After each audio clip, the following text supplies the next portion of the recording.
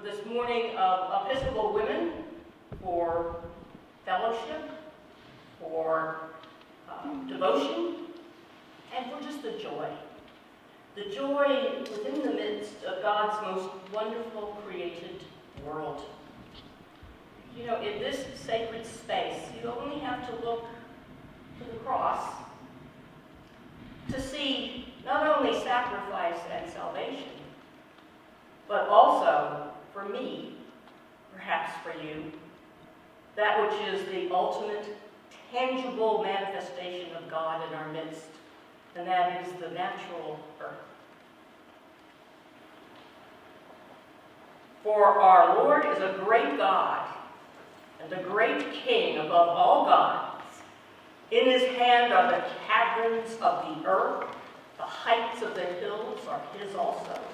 The sea is his, for he made it, and his hands have molded the dry land. We of the Anglican tradition openly celebrate God's creation. The oceans that blanket the earth, the clear water that flows from the mountains, the bald eagles and the dolphins and those flowering shrubs now past their prime, but which just a week or so ago had us oohing and awing over those flashes of pink and yellow, and for the diversity of life. We acknowledge that as your handiwork, O God, we stand alongside all you have made. The oceans, rivers, trees, creeks, mountains, valleys, soaring birds, and especially those scuttling creatures. We need to be very clear about who is the creator of all of this. Creation does not belong to us. Contrary to some thinking, when God gave us stewardship of this land, it was not to own it, but it was to take care of it.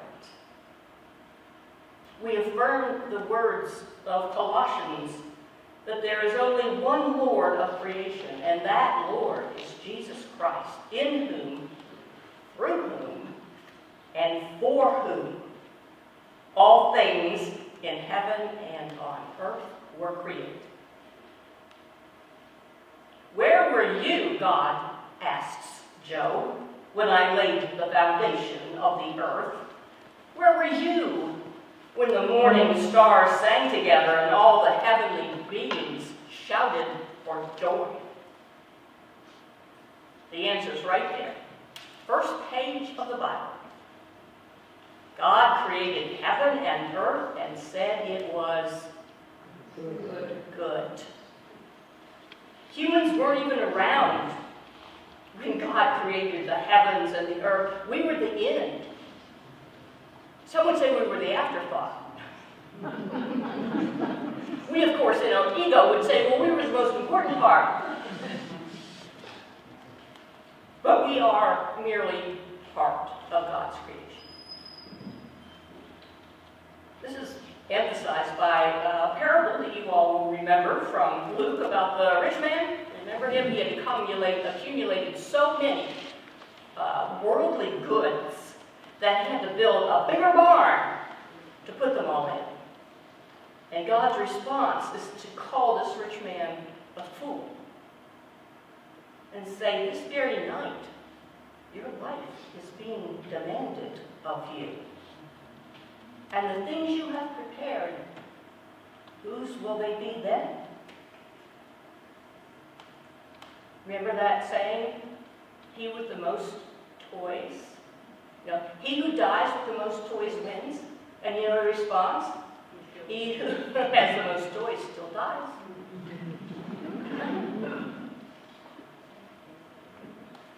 I'm reminded of a story from the Jewish tradition about Noah and the ark. So Noah is loading up the ark with the water buffalo and the camels and the goats and the horses, and then come these two little pairs of gnats. And Noah turned to God and said, do you want me to save the gnats? Of what value could they be? And God says, yes, Noah, save the gnats. They hold many secrets that you do not know.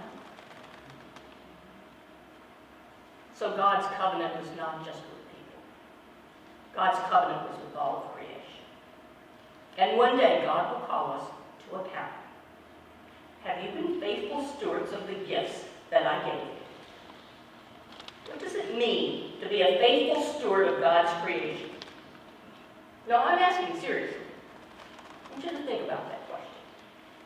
What does it mean to be faithful stewards of God's creation? I want you to take just a minute. In silence. Think about that question. You might think about your most favorite place to go outdoors. Where do you feel closest to God? And think about what being a faithful steward of that place means. So, get comfortable. We're doing just a little meditation here, just a little. So sit comfortably and take a few breaths, maybe like 3, deep, in and out. And take 2 more. What does it mean to be a faithful steward of God's creation? And I will ring this bell to start and end. Thank you, Jill. Again? On the side.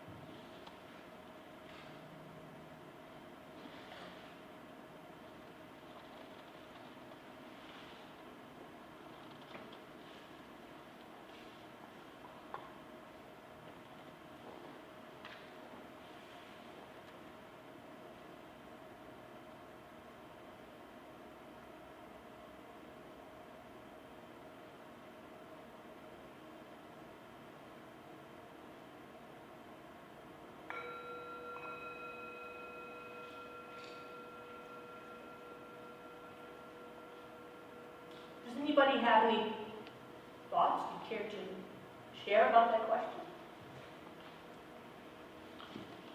I have one, but it's simply funny. Oh, we don't laugh here. Okay. Sorry. Go ahead. So on the way here, Yes? I was coming through the back way, and I slammed on my brakes so I didn't squish a squirrel. Go.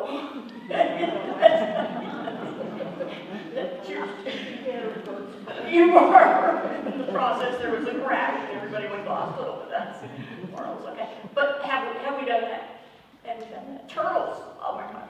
I see a turtle, and I'm like, go sideways, blinkers on, stop traffic, until I can go get that.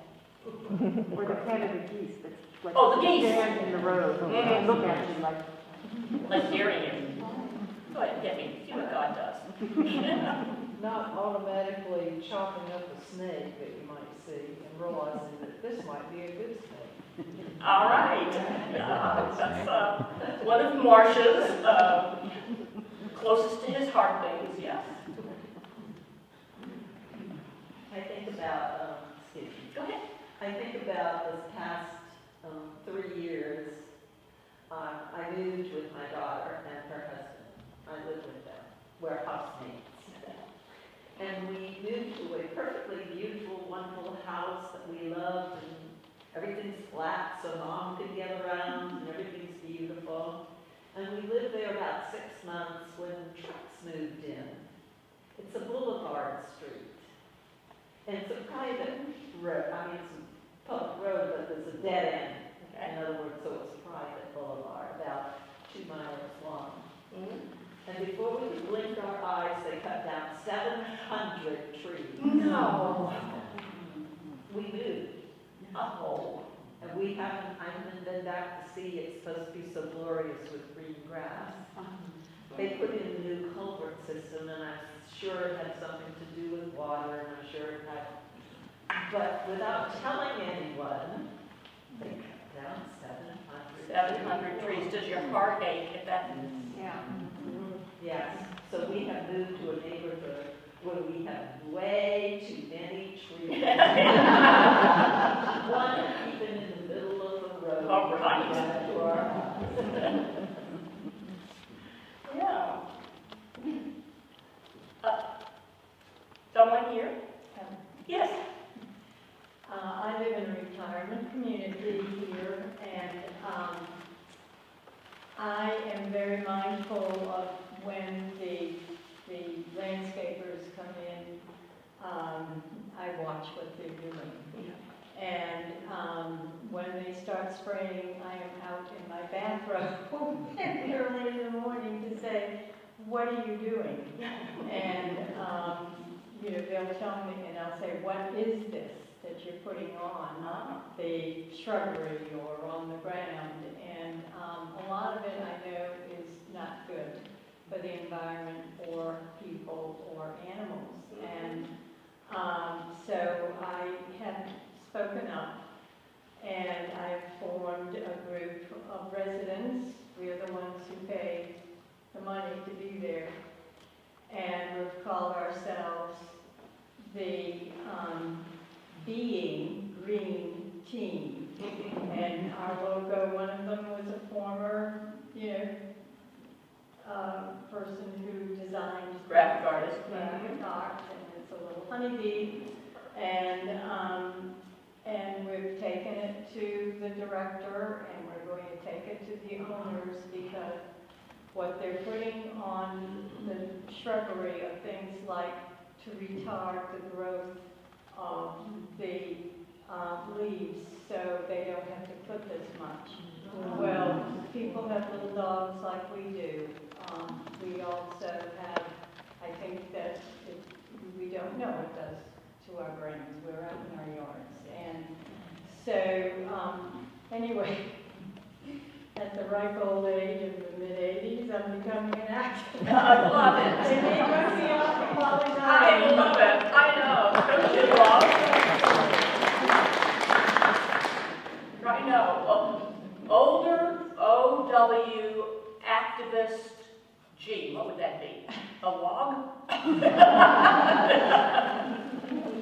Thank you. That is great.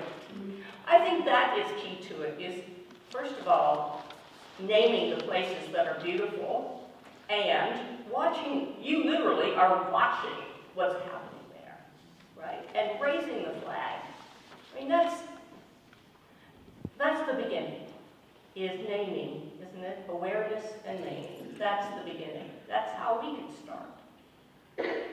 Well, I appreciate what you said, and you've made me more aware of some things, and I hope one another also becoming more aware. And so I pray that God will help us grow in our love and appreciation for this incredible variety around us. And may our awe and wonder draw us closer to the natural world, and through it, to the God of all things. Amen. Amen. And now we'll finish morning prayer. Glory to God, whose power working in us can do infinitely more than we can ask or imagine. Glory to God from generation to generation in the church and in Christ Jesus forever and ever. Amen. God be with you. Thanks be to God. Thank you.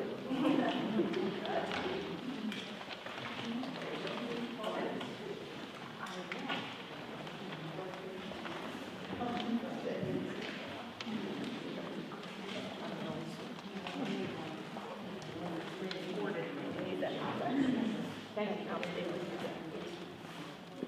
Use the They want you to use it. I don't need it. They're recording. That's why. He does not need it.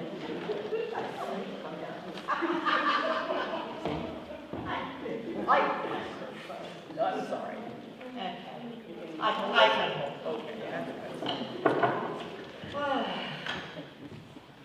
Reverend Sandy, thank you for attending today. I personally appreciate it, because I miss you at Holy Cross all the time.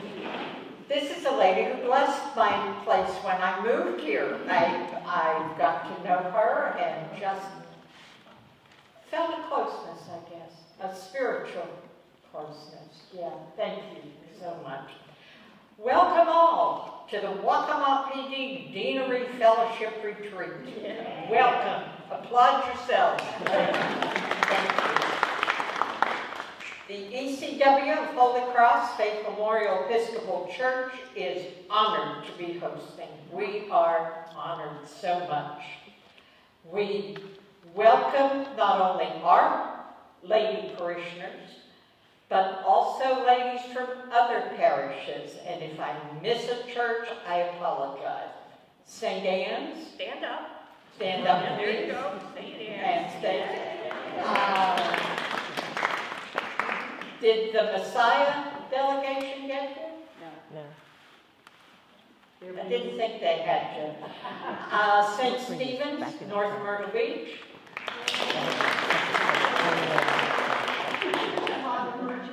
St. James Santee.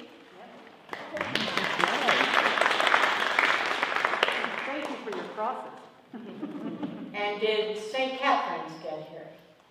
No, okay.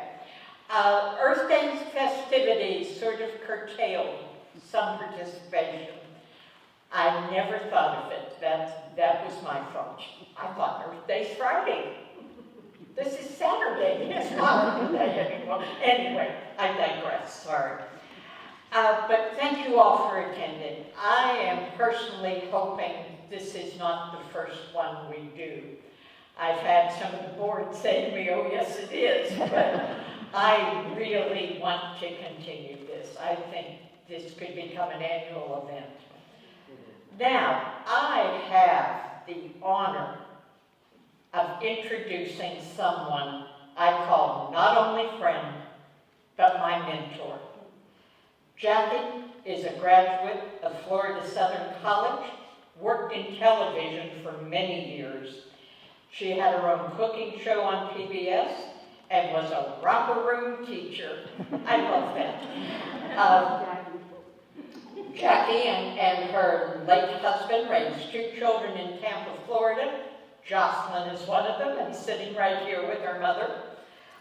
She joined the Episcopal Church in 1966 and has been active in the Episcopal Church women ever since, serving in a vast variety of positions, including a member of the Board of Directors, Dominican Development Group, ECW Diocesan President at Southwest Florida, ECW Province 4 President, Program Director of the National ECW Board Triennial Meeting, President of and recipient, I can't read my writing, recipient of the most honored Episcopal Church Woman Award at the Triennial Meeting, and founder of Believe in a Miracle, a spiritually motivated program she developed and presented for 10 years.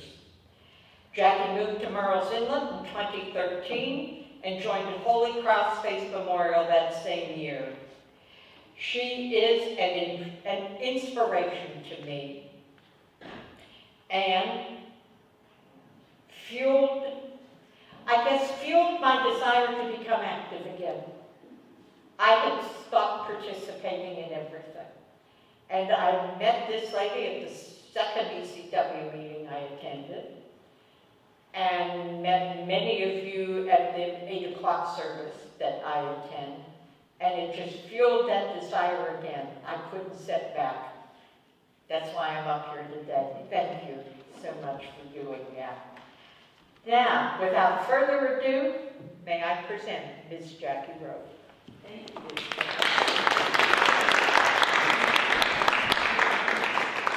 We can pull this one.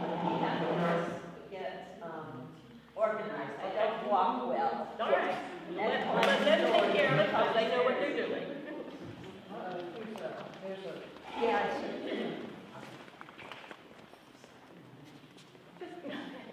That's yours. Oh. Okay. This is Big Red. I will introduce you to Big Red, my companion. This all happened the 2 years that we've all been in isolation. So members of the church here don't know that I don't walk very well yet. And so wherever I am, Big Red is with me. We're going to test this. Is there anyone who cannot hear me? Is there anyone who cannot hear me? But we wanted the recording it, so we would like to have this. Oh, well, that's fine. So we will just. Takes a lot to get me ready. That'll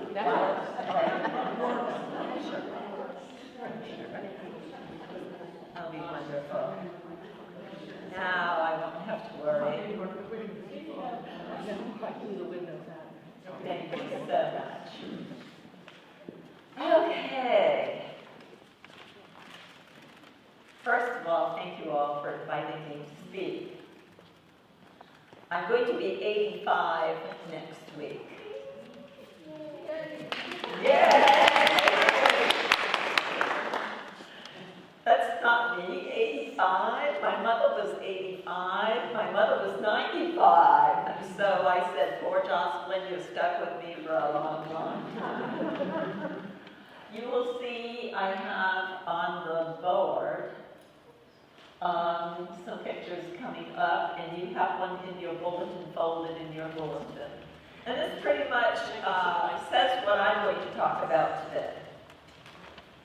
First of all, isn't it wonderful that we're all together? I have dreamed about this. I arrived at Holy Cross 10 years ago, and I stood up in the back and introduced myself and said I was Province President of Episcopal Church, Women in Province 4, and the first person who came running was Annette. Annette Nelson was the president of this ECW, and wow, she thought she had a hot one here that would take over and do the work. Well, we've done some of it, yes, and I'm grateful for being here today again. All of us talk about our roots. Particularly, I'm sure most of you watch Dr. what's his name, Gates on television, where he's tracing your roots. And we're all terribly interested in the roots of movie stars. But we have more than just our personal roots to our families. We have roots to organizations that we belong to. And today I'd like to talk to you briefly about roots and the people who have inspired me.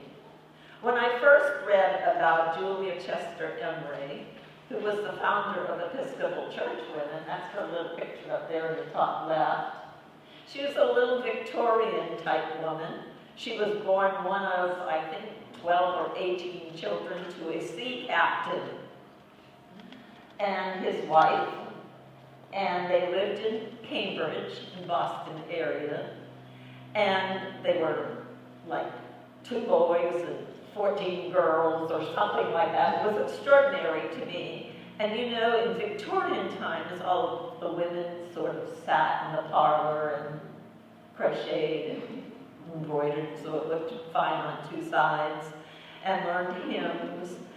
And there were Julia Chester Emery and her sisters were not pleased with just sitting down and doing that. They got hooked up with the Episcopal Church. Neither their mother or father were Episcopalians, and they were the family who created so much of what we know in the Episcopal Church. It's just fascinating to hear her story. So she studied a lot. They wanted to be teachers, she and her sisters. And her sister decided that, you know, women's groups were forming. They had formed. We'd been in America for 80 years, and we were formed. But there wasn't a great organization to it, and just individual people were doing individual things. But they thought, wow, if we women could get together and start gathering together and start making plans, we could really set the world on fire. And that they did. Her sister got to be the secretary to the missions and the House of Bishops at annual meetings. Ooh, good step. She met the people that we needed to know. And for years, I think she served in that term like for 26 years. Julia Chester Emery, who formed the Episcopal Church Women out of the Ladies' Auxiliary, it was called, served for over 40 years as the leader of our group. And as I think of that, I used to laugh and say, oh, I sure hope I don't have to be the president for 40 years. Oh, I sure don't have to do this for 40 years. And yet, if you look at it, it's 56 years, and I'm still doing Episcopal Church women's work. So, careful what you pray for, right? Anyway, they started to work as a group of women. They didn't have computers. They didn't have telephones. They didn't have cars. They didn't have what we had today. Guess what they had? Pens and ink and paper. What's that? And that's right, something we don't have in our houses today. And they wrote letters prolifically to 72 rectors in America. They were getting constant letters from these women who said, we'd like to join you all and to help and to aid in mission work. And so that became our work, mission and ministry. And particularly were they interested in something that the bishops and the House of Missions were trying to develop, and that was United Offering. It was called United Offering. And I will read you something amusing here. I don't want to trust on my memory, particularly now. When they took the United Offering, when the women started United Offering, the men in the House of Missions and Bishops had collected $82.71. And they had been meeting for about 50 years. 3 years later, at the next meeting that we went to, as women, we had collected $2,188. We built a mission in Alaska. We sent a missionary, 2 missionary women abroad with that money. In 1952, the women of the church bought an airplane for the Bishop of Alaska. We've always been interested in mission in Alaska. And we bought an airplane in 1952 for Bishop, I think his name was Gordon, in Alaska. It was called the Blue Box. And it had a picture of the blue box on the side of the plane. And he crashed it 6 times. And he served for almost 20 years as the Bishop of Alaska. And that particular blue box plane hangs in the museum in Fairbanks, Alaska. It's quite a thing. Now he flies commercially, and so gets around a lot. In 1970, women were seated as deputies in General Convention. That took 125 years. So are you impatient with what's going on in your chapter? Are the women coming out to your meetings? Why aren't they coming? Well, it took us 125 years to get seated in General Convention. Incidentally, on the 125th anniversary of our group, and we are going to celebrate our 150th this summer, the UTO collections were $133,355,181. Excuse me, so it's 133 million basically. And all of you have gone to, how many of you have been to triennial meetings? Anybody here been to triennial meetings? Well, then you know that UTO has its own day at the General Convention of the church, where UTO women present the gifts every 3 years. And it's in the 70s, 80s, 90s, it was even in the early 2000s, it was like $3 to $9 million at every meeting. Of course, now we've had pandemics, we've had schisms, we've had problems here, we've had problems there, but we are still going to make a $3 million mark. And it's people like Carolyn Alvey, who's not here today, I believe, could not be here today, but she took it on her own to be sure that UTO is carried on in this church, and everyone has their little blue boxes.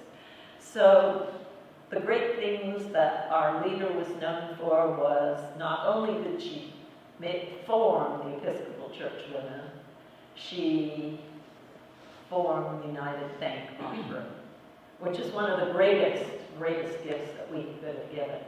Serve missions and missionaries all over the world, and that was our case. I want to talk to you about how you entered how did you become a member of the ECW?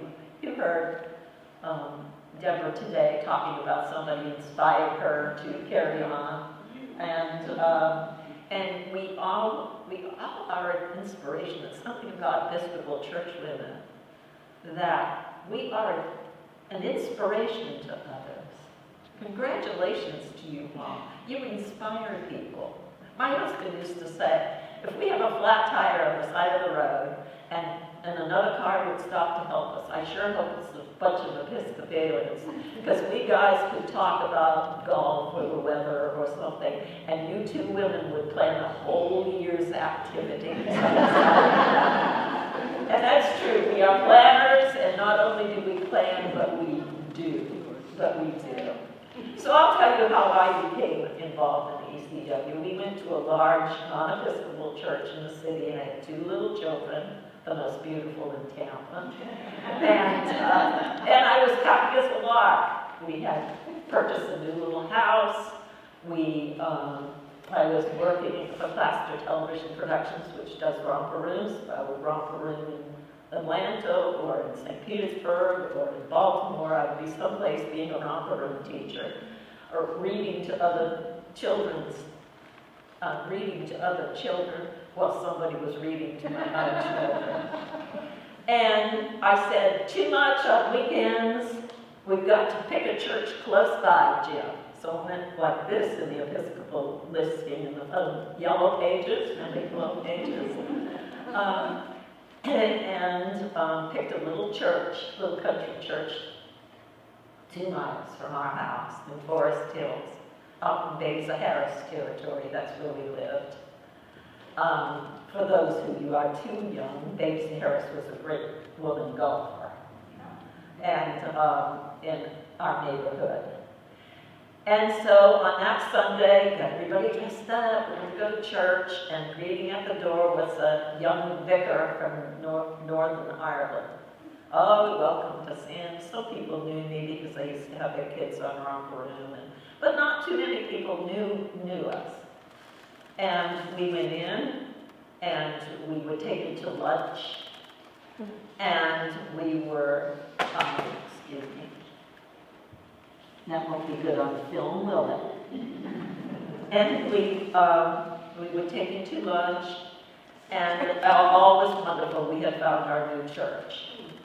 Not so fast, though, did I think it was all going to explode, was the next day when I was home with my little children, the doorbell rang, and it was the vicar Alfie Conley from Northern Ireland. And he said he would like to speak with me. And he came in, and he was very young and congenial and just a terrific guy. And he said, we visited, and he said how much, we were going to do with the church and for the church. And all small talk, and then he said, oh, and by the way, you're going to be the new president of Episcopal Church Women.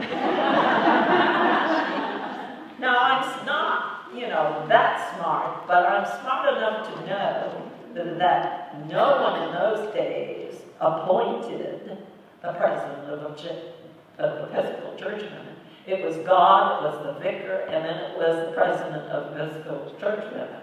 And she had tons of power in the church. I didn't even know anyone's name. I said, you can't do that, you can't do that, no, I can't do that, I'm not going to do that. And he said, Miss Robe, I am the vicar, and you are the president. So I thought, well, I better do something about this, I better know something about this, I better learn something about this. And if you'll notice, Episcopal Church Women, we speak in initials or acronyms. We say ECW, we say CPC, we say UTO, we say GFS. If you went to college and you were in a youth organization, it was the EYC, EYO, I forget which one it was. But we speak in initials. So I didn't know those initials. So I went in there and asked everyone for help and became the president of Episcopal Church Women. And that's how I landed in the ECW field. And it has been, thanks to Alfie Conley, it has been just an amazing life within the church. And if you have been married, I've been a widow for 22 years, but sometimes if I want to do something in the church in these past 22 years, I say, oh, Jim Robe, where are you? Why did you have to leave me? Because he had an art studio. My husband was an artist. So if the women of the church needed anything, if the bishop needed anything, they would come to my husband's studio. Yet if I needed anything, I'd say, oh, what do you think? I'll do it. He'd say, I do it. He always said he was the secretary, but he was my secretary.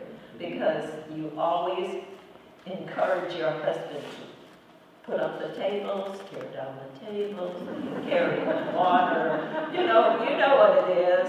They automatically become Episcopal Church Women friends. So which brings me to our second person called Mary Ann Fargo and the Church Periodical Club. She was my second great influence in my life. It was known as the CPC, right? That's what we call it, CPC. And came up as little Victorian women. I assume maybe they crossed paths, those two, but I'm not quite sure. She had the great fortune to marry Mortimer Fargo of the Wells Fargo group. And so over the years, I went to her, I think it was 100th anniversary or something in New York City. I remember it was at by 1 Madison Avenue. It was a church right there. And she had gone to church there, and she was very involved with it. And then her husband invited her on a trip west in the stagecoach. And all the way she thought, wow, why didn't I bring some books with me? Why didn't I bring some stuff with me? And so all the way she planned and planned and planned and planned. When she got back to New York City, she met with the women of the church and her bishop in New York, and she said, I have a great thing. I think my husband will carry books and periodicals and things west for us to be used in the mission field. And so that she did. She's traveled by stagecoach, and they, with 8 women, they started the Church Periodical Club. Unfortunately, she died 2 years after it was born. It became the strongest missionary agency worldwide in the world, and today it becomes the longest lived club. It is a club. It's the longest lived club in the United States of America. And we still carry on, and we should part of our work. I always think about, I was talking one day to presiding Bishop Curry, and he said that he was the recipient when he was a seminarian of books from, So was I. and you were also. We always gave books to all the seminarians, and I think that's gone down a little bit. We haven't done as much with that because we can also do it for, well, now we're going to do different things, right? We're not going to carry books west, but we fly great electronic equipment. Now it's turned now. See, we don't give as much. I mean, a book costs one thing, right? A computer costs another thing. Travel of it, so it's kind of changed a little bit. But on behalf of you ladies, Jocelyn and I, she takes me to wonderful places. We went to the Outer Banks to a province meeting 2 years ago, and I signed us up as a deanery, as us, the PD deanery, and we have sponsored a seminarian in the Dominican Republic. So I want you to know that I've done that for us, and I've been paying little bits to the national. So we're registered. Our deanery and our diocese is registered. And so hopefully we'll be able to carry on with that. The Church Periodical Club services every level. Services national and the province and the diocese and your local branch. Because in the old days we would give books for college kids in our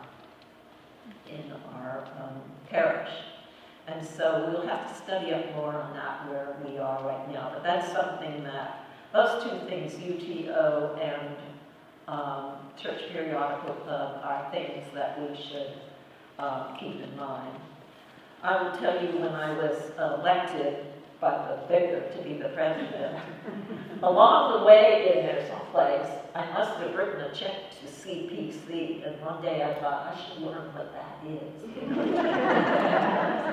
And so, along the way, a friend of mine, whose name was Jane, I barely remember her, in the 70s, she invited me to go to a weekend in Southwest Florida. We called it the mini-versities. The women would get together like us, would get together on Saturday meeting, and then we'd break up to groups. All of you who were in Church Periodical Club would study that, you would study being a treasurer, you would study being whatever you were in the organization. And so Jane was a foggy Saturday, and she called me on Friday night and said, would you go with me Saturday to Brooksville, to a little church there, and we're having a class on several of the groups within the ECW, and I said, okay, I'll go. So I signed up for CPC, my chance to know what the words were, Church Periodical Club, and find out what it was about. When I got there, I'm theatrical, so the girl who was teaching the class was straight from the stage. She was fabulous. She had a picture of a stagecoach. She didn't have a picture, she had a three-dimensional stagecoach with briar horses in front of them. And she told about, galloping and getting out west and passing out the things for missionaries and teachers to use and for the people in the small preaching stations. And oh man, I just love that. I just fell in love with that. Said, we're going to be doing that. That is great. I can take that. My husband can make a stagecoach. Which he did. And then, let me not lose my train of thought. From that, Monday came. That was Saturday. Sunday went to church, all of those.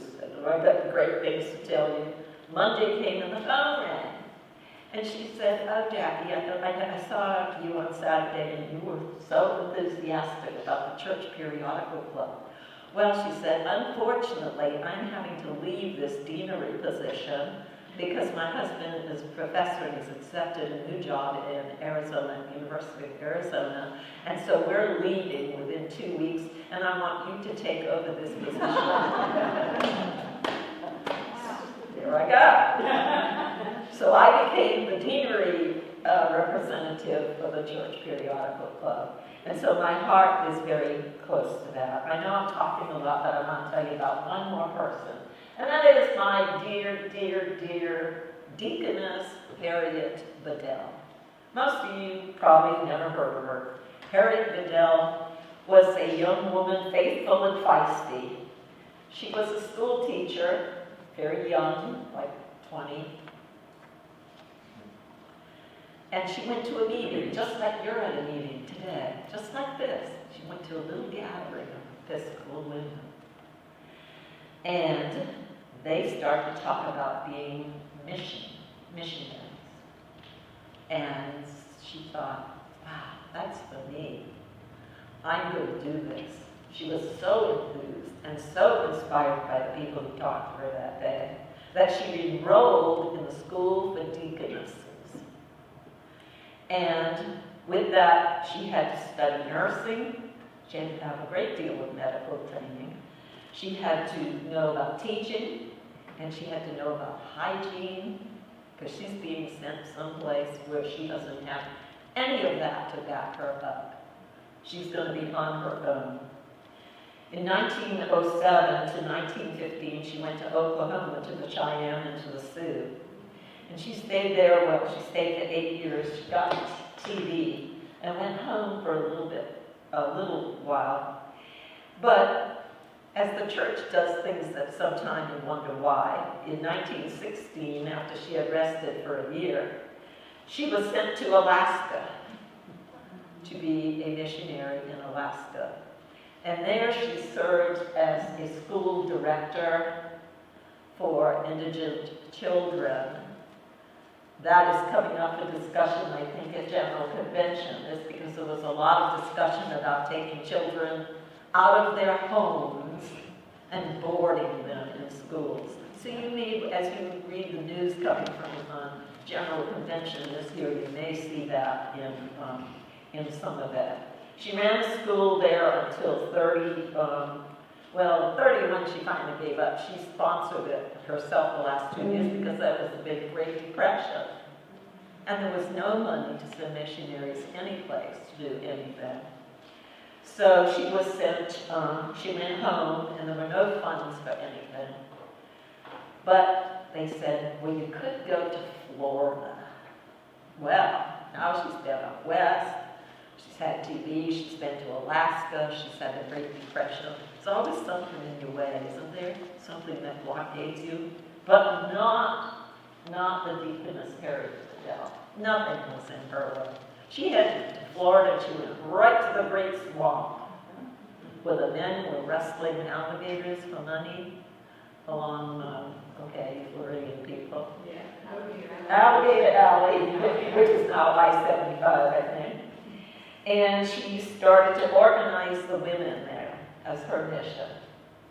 She was only there 2 months when she had the women in the little chickies, the little tent houses, beating their dolls that they were making, but they didn't have, they just made them for each other.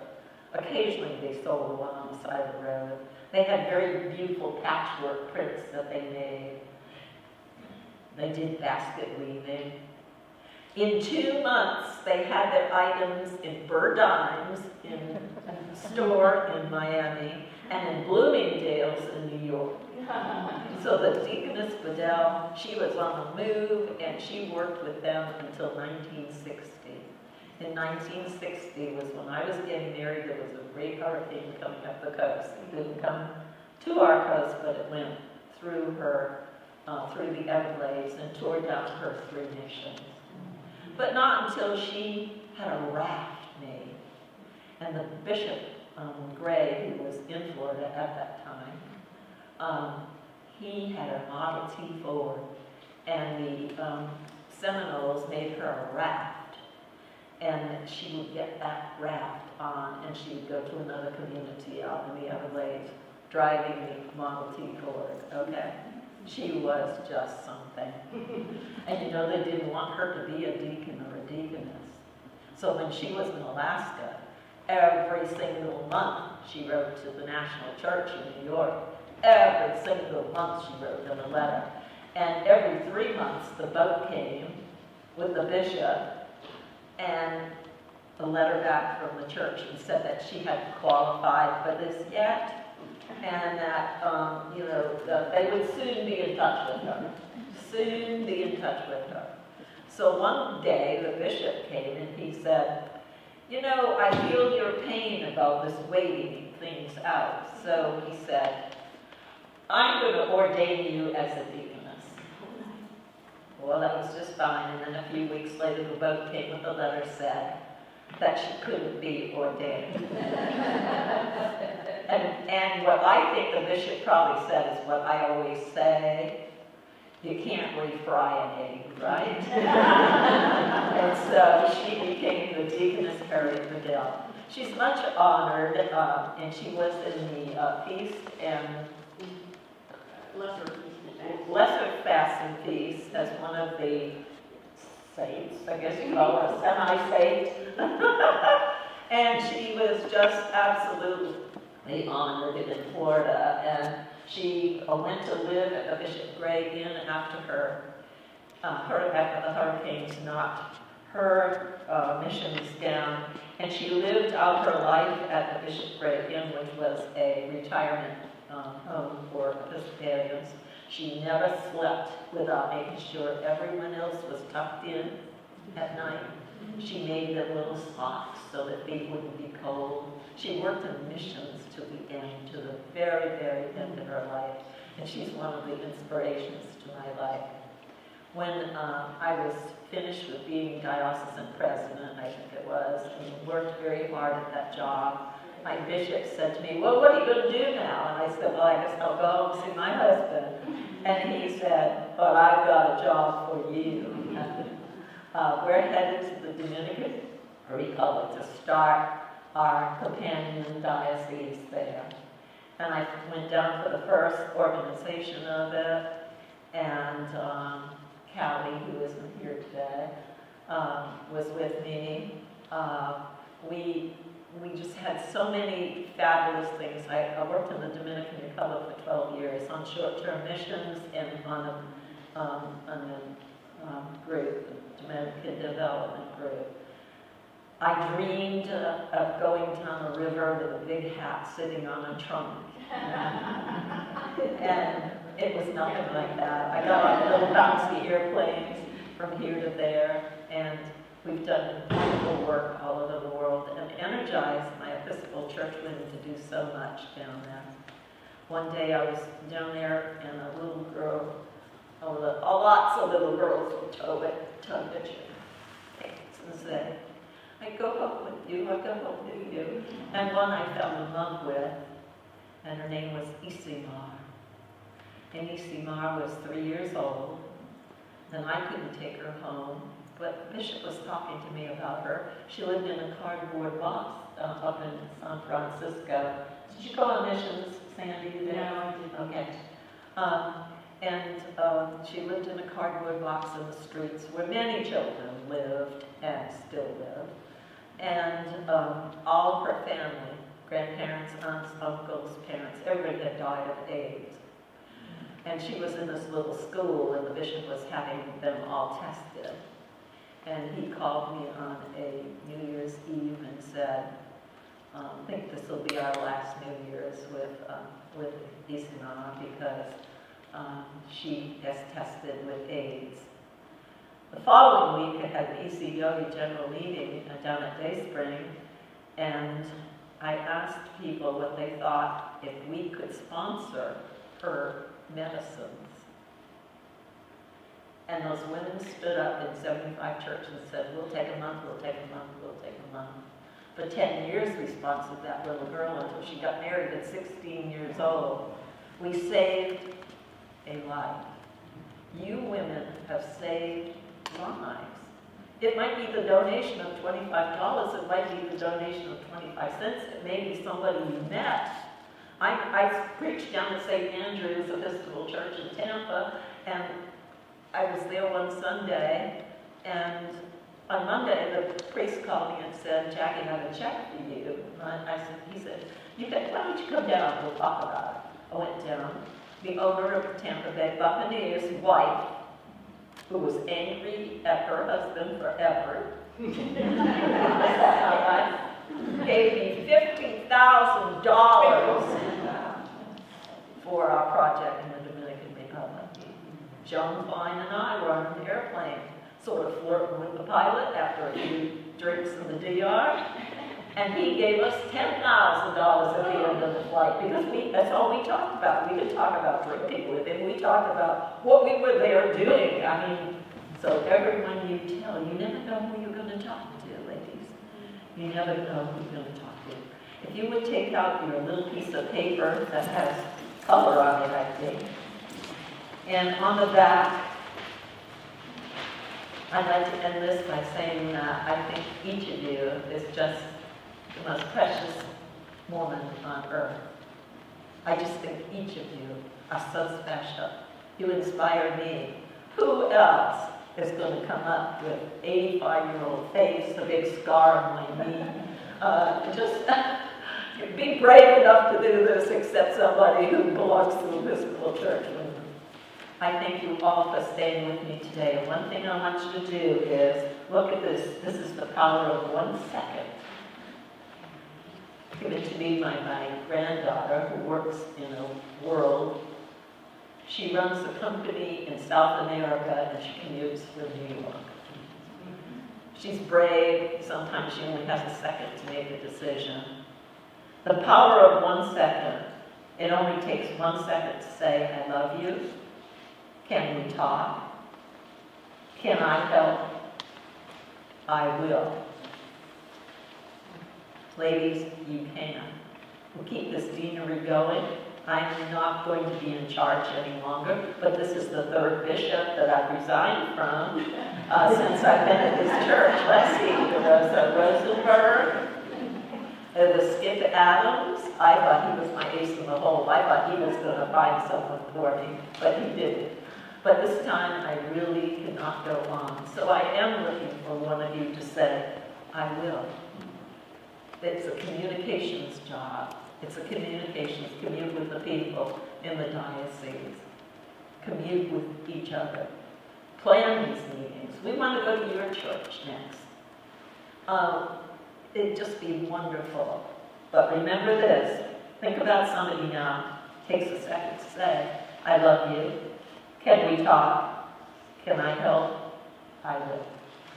Thank you so much.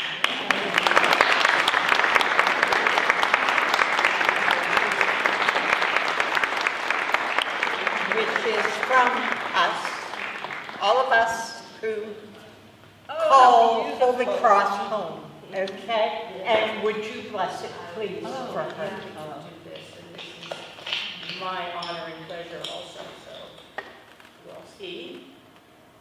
It's the symbol of Episcopal Church women. And I bet that she has it on every time you see her. Yeah. I'm making noise.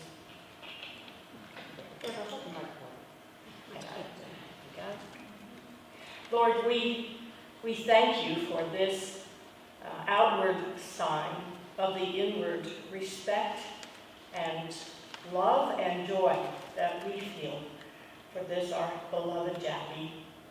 We thank you for all that she has done, for her life, her willingness to serve, and her willingness to go tell, and her ability to inspire. We ask that you make this the very special symbol for her of our love and of her being, of her wonderful being made by God for this purpose. In the name of the Father, the Son, and the Holy Spirit. Amen. Amen. Well, now I'm going to pray.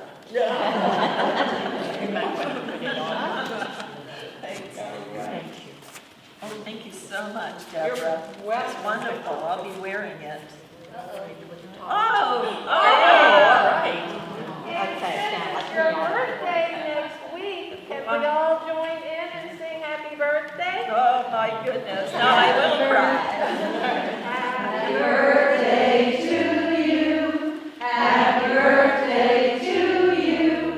Happy birthday, dear Jackie.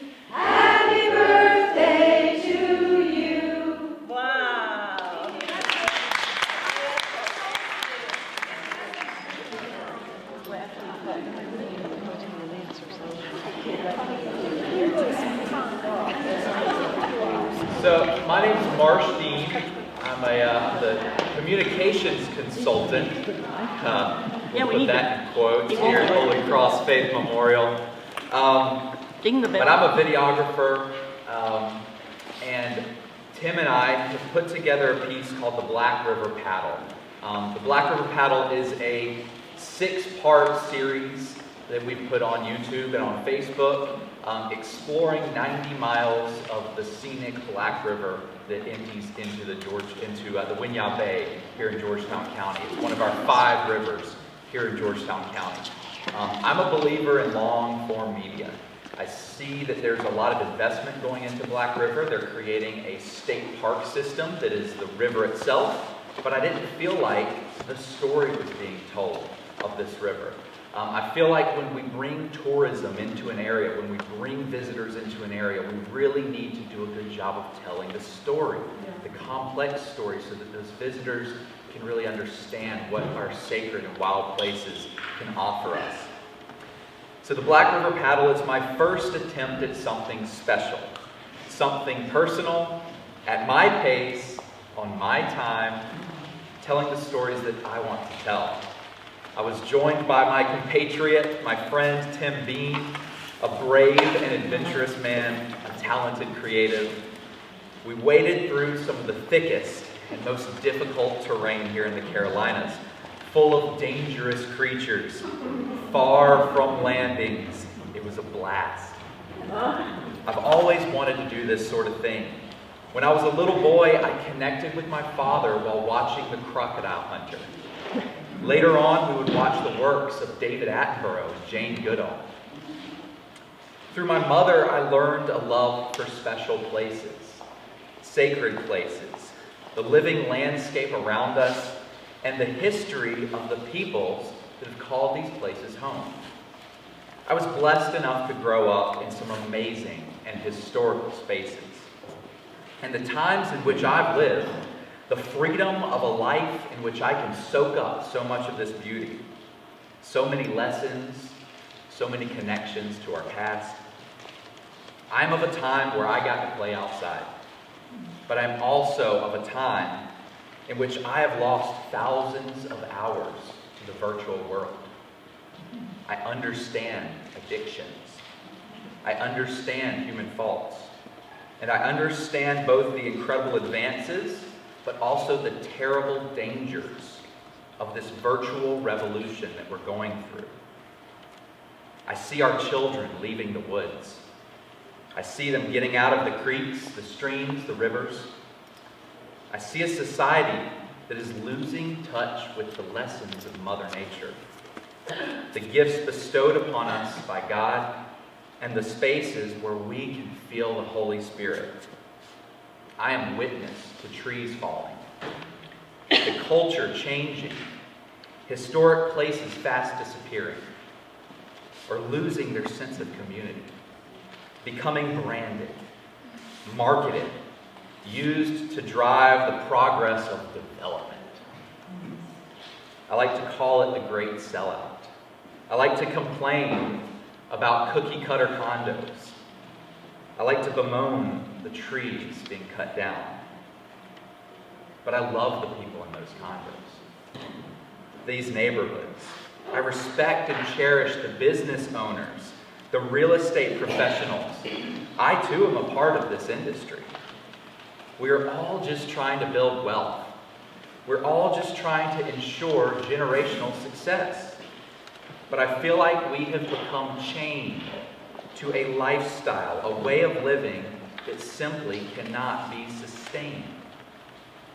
That is what the Black River Paddle is all about. I've witnessed so much change, as many of you have too. I know the best time to plant a tree was 20 years ago, but we can make do. Inspiring young parents, young adults, and their children to develop a bond with our wild places. I feel like that is key to ensuring the brightest future for all.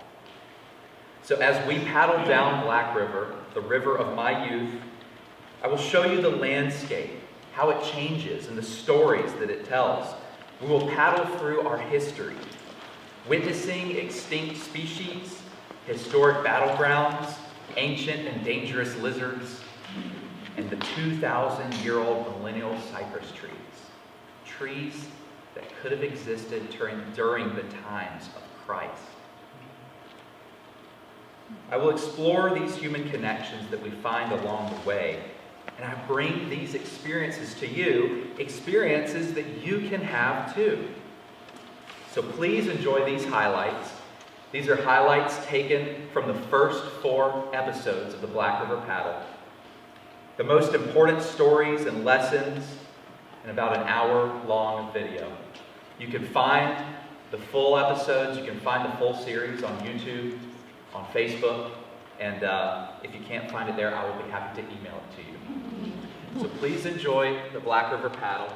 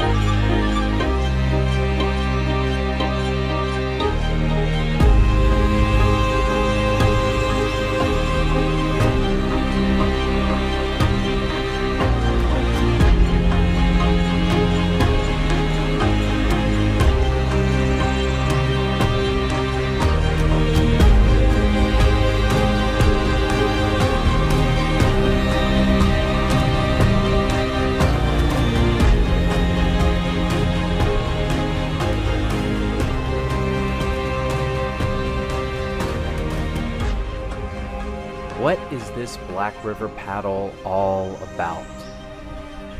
It's about making an impact by inspiring the good stewardship of our waters and our lands. It's about bringing these experiences to you in hopes of fostering a greater respect. We have a long and deep connection to our wild places. They fill us with a wonder, a curiosity. We have paddled down this river, camping along its sandy banks to experience this place of memories, to learn from and to understand our river so that we can protect what might be lost, not only within our wild places, but also within ourselves, within our youth and our future. So paddle along with us and get to know our Black River.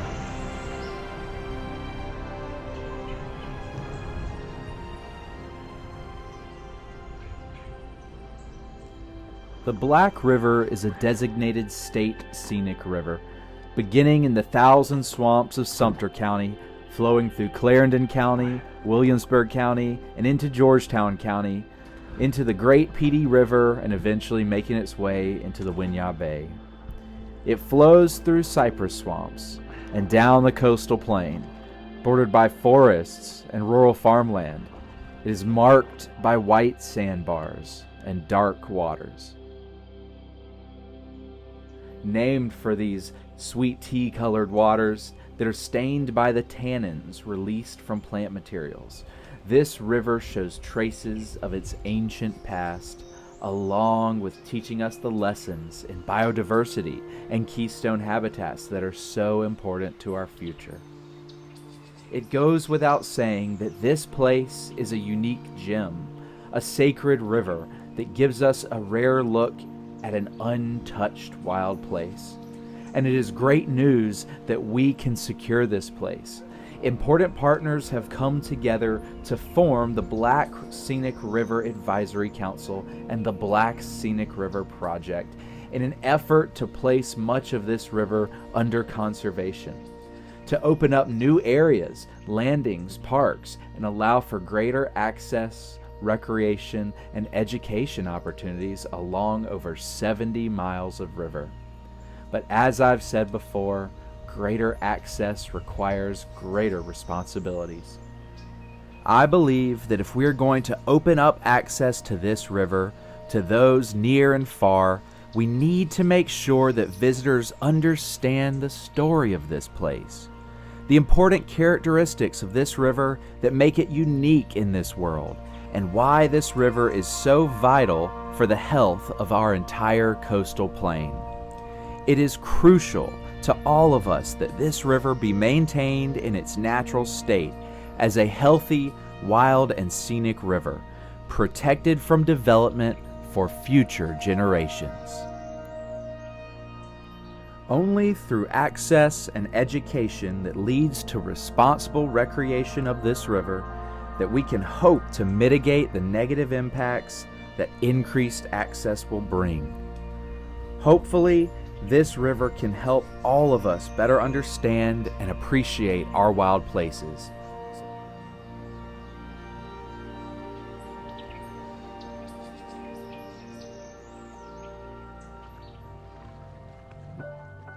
We begin our 90-mile journey in historic Kingstree, South Carolina at Gilland Memorial Park. Settled by Europeans in 1732, this landmark site on the Black River was noted for its giant white pine. Named the King's Tree, the town was then settled, the pine protected, starting off a heritage of preservation along this river that lasts until today. At the landing, we met Dr. Lewis Drucker, a Kingstree native and lifelong caretaker of the Black River. He shared with us his passion for this place, explained how important the river is to the people of Williamsburg County, and I can agree with him. I'm a native of Georgetown County, and I was lucky enough to grow up on the Black River and later on the Waccamaw River. I understand our deep human connection to these places. As long as people have been in South Carolina, people have been on the Black River, and it has truly shaped our culture. I fear that as we move forward into this technological revolution, we're losing connections to wild places, to the places that have shaped us spiritually. As we paddle down the river, we will turn our cameras on and focus our lenses upon the human connections and insights that we find along the way. I hope to share with you wild places that you've never seen, the wildlife, the environments, the people, the sights, the sounds, and I hope that you enjoy this journey. Natives love this place. You can see them fishing along its sandy banks, canoeing down the river, or enjoying a moment of solitude on a dockside.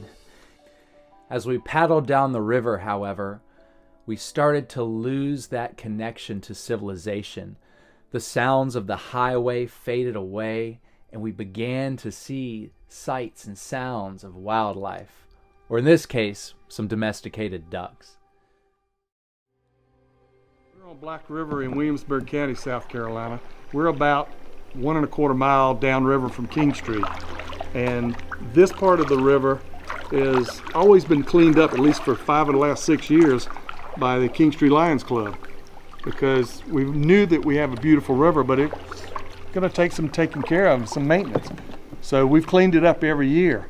Now on this stretch of the river, I'm afraid we've got a pile of trash. If you look behind me here, you see some of what I'm talking about. This part of the river, as you come down below Kingstree, the flow comes straight into this shortcut. This is not the river here. The river makes a serpentine to the left here. And so in this part of the river, the deep water and the flow comes straight ahead. And so consequently, all the trash and the debris piles into this little shortcut here. That's why it piles up so dramatically here. The reason we also need to clean it up is because when we have low water like we do now, boats can't get through, whether they're fishing boats or kayaks, canoes, whatever, John boats fishing. And so if they try to go that way, there's no water. That's maybe places in there where we'll have to drag these kayaks because there's only 5 inches of water. And so if we can make this area open, and if we can keep it open without the debris and the trash filling in this area, we got a navigable river. Whether the water's up high and they can go in the river serpentining that way, or whether the water's low and they can take the shortcut straight through here. It'll help paddlers, it'll help recreation, it'll help fishermen. Everybody wins if we can keep this part of the river clean.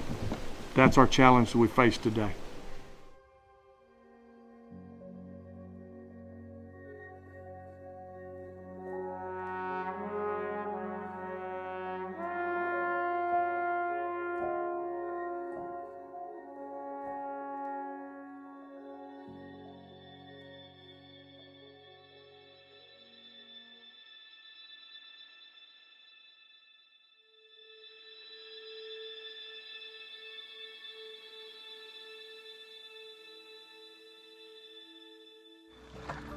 The Black River is a keystone habitat, a keystone environment, one that if it were to collapse, all of the surrounding environments would collapse themselves.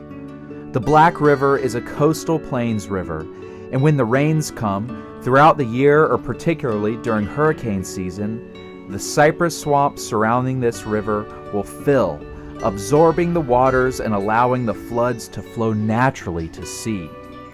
In October of 2015, the residents along the Black River experienced a 1,000-year flood after Hurricane Joaquin dropped almost 25 inches of rain upon the region.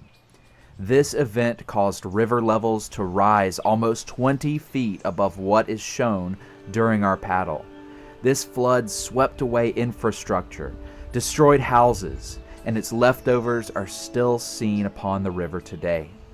But it's important to note that without these valuable wetlands, the flood would have been much more devastating. The great network of root systems along the river combat erosion and allow these sandy banks to remain intact. The Black River is also an important carbon sink. All of these cypress trees with their cypress knees capture carbon from the air and transport that carbon back into the soils of these swamps. This characteristic directly mitigates the human impacts on climate change, cleaning our air and waters, keeping our environments in check.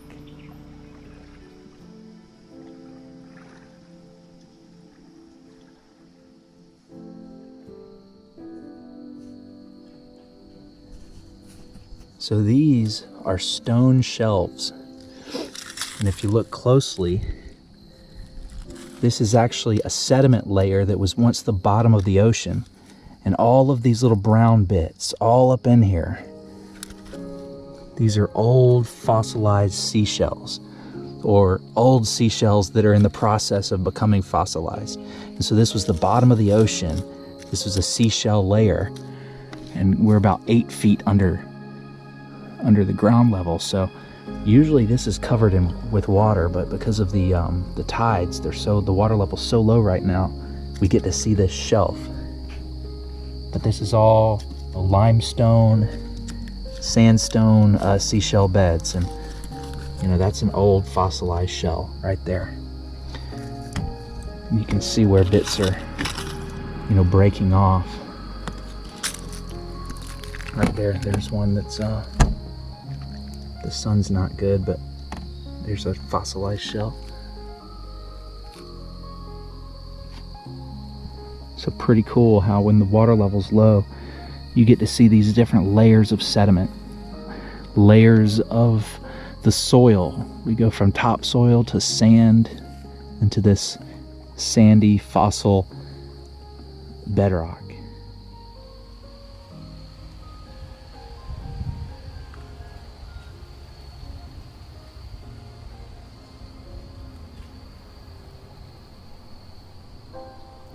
In seeing these ancient layers of sediment and rock, I can't help but to think back upon the natural history of this river, its wildlife, and the peoples that have inhabited it for millennia.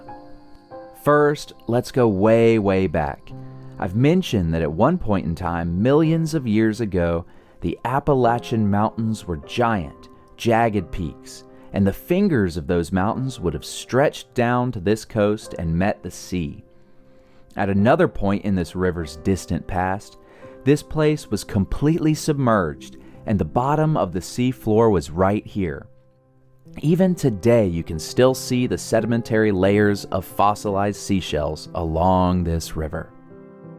During the last ice age, when glaciers covered almost 1/3 of the Earth's mass, sea levels were drastically lower, and our coastline stretched out hundreds of miles farther than its position today. Since that time, as the ocean levels have risen back, the Black River has been carving its way through sandstone, creating vast swamps and hundreds of sandbars along its way out to the sea. This was a time before man's imprint upon this river, and there would have been an amazing array of megaflora and fauna, only some of which are still around today. If you could have paddled down this river in those times, you would have seen mammoth and mastodons swimming in the water, pulling up plants from the bottom or branches from willow trees to eat. Imagine the trumpeting of these woolly elephants as their young splashed and played in the sandy shallows. Giant beaver, the size of grizzly bears, would have been another common sight along this river, as well as the American lions and saber-toothed cats that would be perching along its banks, ready to pounce on their plus-sized prey. Giant ground sloths, the size of modern-day elephants, would have made their way through pine savannas, eating cones and foliage or other plants that they come upon. The canopies of these pine savannas and cypress tupelo swamps would have been alive with the chittering of thousands of Carolina parakeets, and the hammering of the ivory-billed woodpecker would have been heard all up and down this river. When the first peoples arrived to these lands that we now call Carolina and Black River, they would have had an incredible abundance of wildlife to hunt and fish for, and also plenty of natural resources like timber and chert to produce tools with. The latest archaeological and anthropological findings are now painting a new picture of the human habitation of the Americas. We are now sure that humans have been a part of this world far beyond the last ice age and the Bering Strait land bridge crossing. A handful of sites have popped up, one being the Topper site in South Carolina along the Savannah River, that are revealing stone tools and artifacts that are at least 50,000 years old. These findings are a triumph for all people, as this gives a greater merit to our human ancestors that first explored the world so long ago. It is likely that in a time when sea levels were far lower, island chains would have stretched across both the Atlantic and Pacific Oceans, allowing prehistoric people from Africa and Asia to island hop in crude dugouts or sailing craft all the way to the Americas. These first people of this land would have fit the bill for our traditional hunter-gatherer culture. We call this the pre-Clovis and Clovis culture, who were known for their high craftsmanship quality of their stone axes, chert spear points, shell jewelry, and clay pottery. 50,000 years ago, they would have lived in semi-nomadic bands, keeping permanent camps at important sites along rivers, such as quarries or near significant food sources.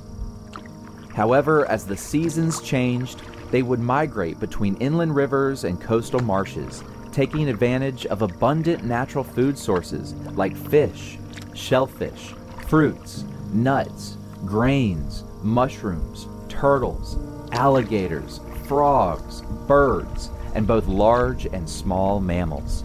They hunted in small parties with atlatls and later bows, along with various trapping methods. They also would have gathered and even cultivated plots of regional plants like hickory nuts, muscadine grapes, berries, persimmon, maize, beans, and squash. With access to both land, the river, and the coast, early peoples along this river would have thrived and developed a culture far more sophisticated than what we give them credit for today. For literally tens of thousands of years, these people would have inhabited this coastal region, living and dying by the land, and eventually forming into the cultural groups that later met the first European colonizers. In the early 1500s, the first wave of Spanish explorers began to sail up the Carolina coast, and an early Spanish settlement named San Miguel de Guadalupe was founded in 1526 in the Winyah Bay. This settlement was quickly abandoned as the Spanish were ill-equipped to handle a Carolina swamp during the summer season. With this first wave of Europeans came the great plagues of disease that would have swept through native communities across the continent and decimated many of the peoples and cultures of the Carolinas, many of whom would have never even known the existence of these European invaders. It was about 200 years later, in the early 1700s, when explorers like John Lawson or Mark Catesby made their voyages through this region, documenting the flora and the fauna, as well as the indigenous people that they came across.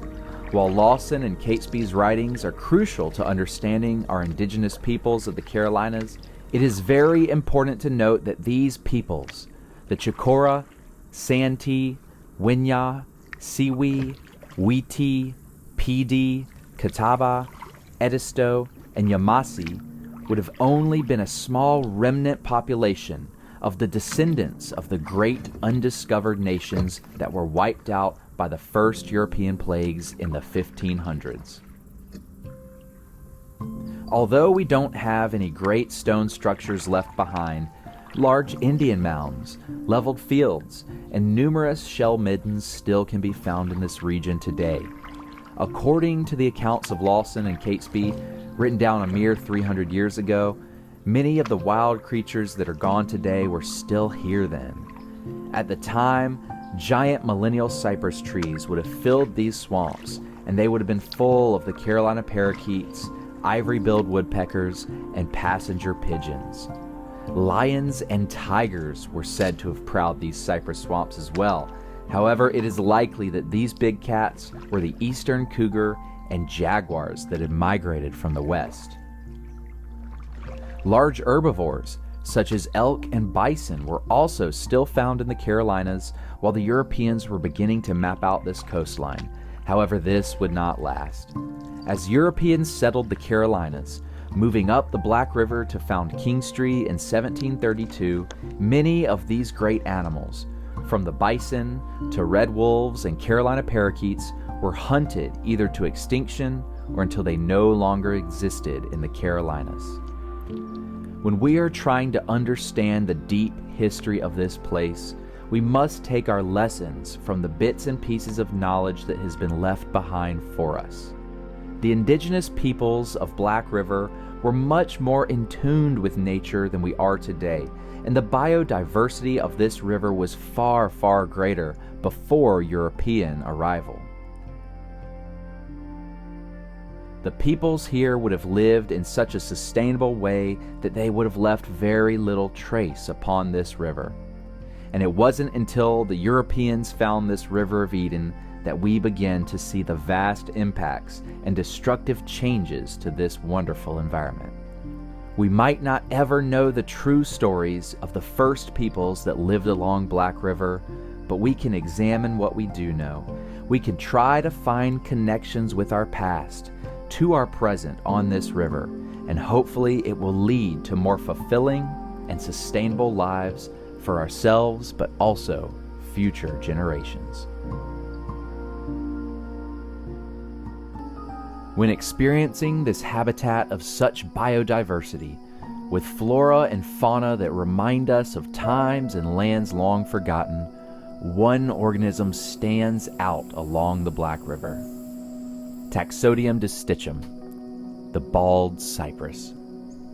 In rare virgin stands, pockets of isolated trees that missed the axe and the saw blade, exist ancient, monolithic trees whose germination date could go back into the BCs. Dendrochronology, the dating of growth lines in large trees, is one of the most accurate methods of scientific dating. And new core sample data of similar-sized cypress trees in the Three Sisters Swamp of North Carolina is resulting in some astounding news. Some of these great trees are over 2,000 years old, making them by far the oldest living organisms on the eastern coast of North America. These trees bring up a very serious question. How is it possible that in this flooding landscape, in which devastating hurricanes make landfall, how could these trees survive so long? How could this elder that I have laid my hand upon have existed in the times of Christ? Well, it's their amazing adaptations and the connectedness of the natural world that they represent. Let me explain. Cypress trees form a root network, a web of roots that spread horizontally through the mud and then grow upwards, forming these cypress knees. These knees, which are the roots of ancient trees, can grow to be over 6 feet tall, and they interlock and merge underground with the roots of other cypress trees and even tupelos in this swamp. This forms a growing grid of roots that will stretch unbroken through the entire landscape. Like interlocking hands underground, these roots provide a network that supports this place. Many underwater creatures like otters, alligators, or catfish will make their homes in and among the submerged roots of these trees. This underground network acts like an anchor, and it will hold the soil together, preventing erosion during the worst floods. It will also lock this forest in place when the hurricane winds tear up the coast. The trunks of these great trees are also adapted in a way that is called hydromorphic buttressing, creating wide and dense bases, allowing these trees to grow tall and strong in the soft mud. Taxodium distichum has a symbiotic relationship with many organisms in this ecosystem, interconnecting with other plants and fungi, but also with birds and mammals. Woodpeckers will burrow into these great trees and hollow out vast spaces within them. Amazingly, this does not kill the cypress. In fact, many of the oldest grand cypress trees still living are hollow all the way through. This creates invaluable nesting spaces for many birds like owls and the prothonotary warbler. Also, it creates homes for mammals like raccoons, foxes, and squirrels. These places are so important during the storm season, as if a hurricane comes through the river, animals can hide within these caverns and be safe.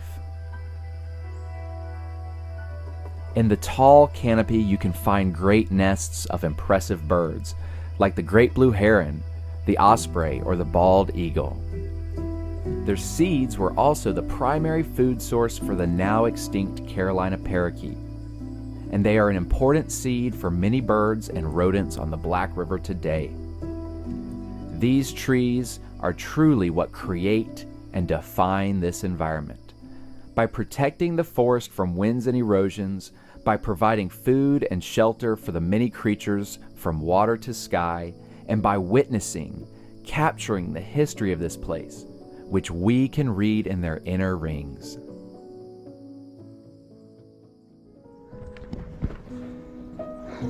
I'm here. It's 2022. We just made it through the pandemic. I made it through one of the toughest years of my life, spiritually, emotionally. The past decade, I've dealt with the loss of my mother and my father in different ways.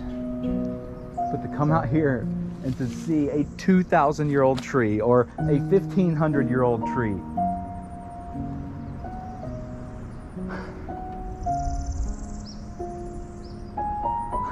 this is freaking amazing. I mean, to think about the people that have seen this, that have touched this.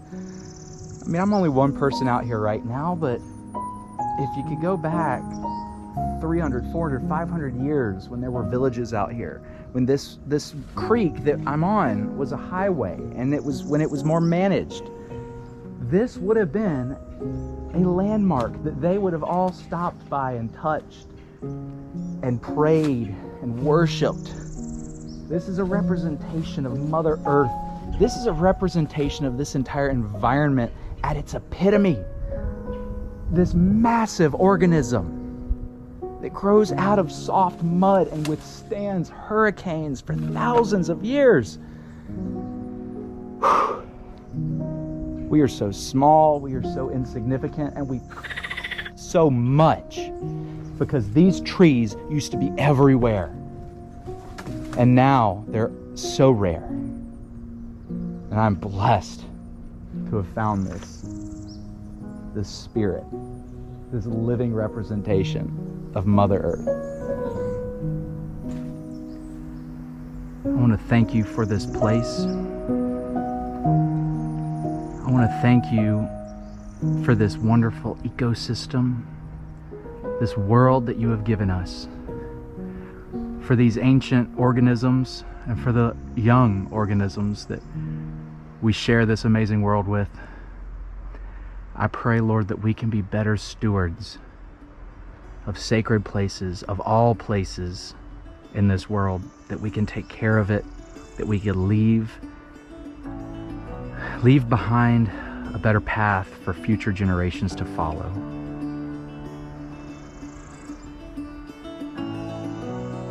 Amen.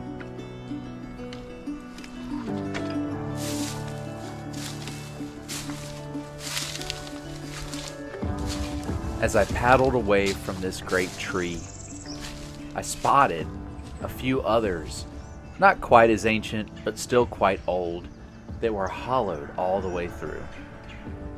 It is this feature that saved these trees from the timber industry, as a hollowed out old tree has little value for lumber. Let me show you. We are out here in the swamps on this creek that is full of these beautiful ancient cypress trees. This is an old naturalized creek, and many of these trees missed the axe. This one right here could be 500, 600, maybe even a little older. And I noticed at the bottom of this tree as we were paddling by, we've got this huge chunk missing. Now, many of these trees are hollowed out. They're hollowed out by woodpeckers. And so this tree has a hollow cavern going all the way up, and I'm very curious to know what is inside of this tree. With these really old trees, we know that ivory-billed woodpeckers and Carolina parakeets, which are extinct, beloved bird species here in the Carolinas, they nested within these trees. And so possibly there could be layers of old nest, old debris within this tree. And just maybe it's a slim chance, but there could be a 200-year-old Carolina parakeet skull hidden within this tree. We don't know unless we try to look. So I'm gonna take this GoPro, I'm gonna send it inside this tree and take a look around and see what we'll find. Now, there could be snakes in here, there could be a raccoon living up in there, who knows? Thousands of creatures call these trees home. So let's hope there's nothing in there that can bite us.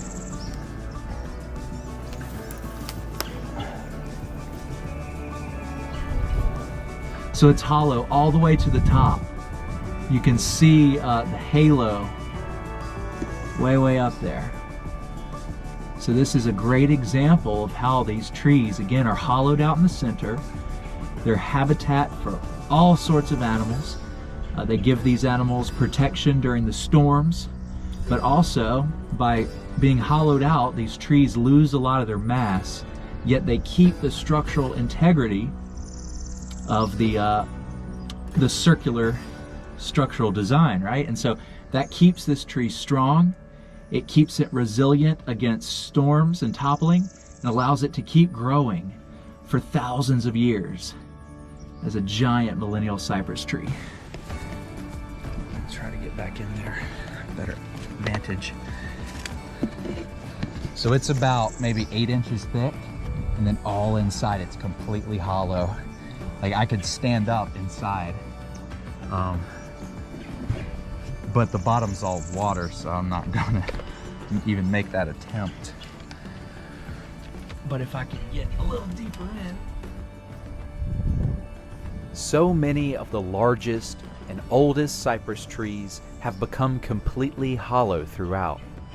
This process starts with the woodpeckers and other wood-boring creatures that create hollows and caverns within these great trees. Over the centuries, water becomes trapped inside and contributes to the softening of the wood. Grubs and insects will eat through the softened xylem and phloem interiors, while the exterior continues to grow strong and rigid. After centuries of water intrusion, insects, and woodpeckers, we find a tree that is hollowed out top to bottom. And it is this feature which saved the oldest cypress trees from the axe, as a hollowed out tree had little value as lumber. That is why we can still see some of these giant trees today, and why most of them that we have access to are completely hollow through and through.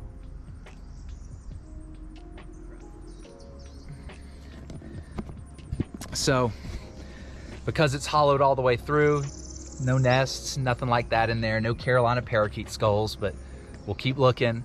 We'll never find one if we don't look, so.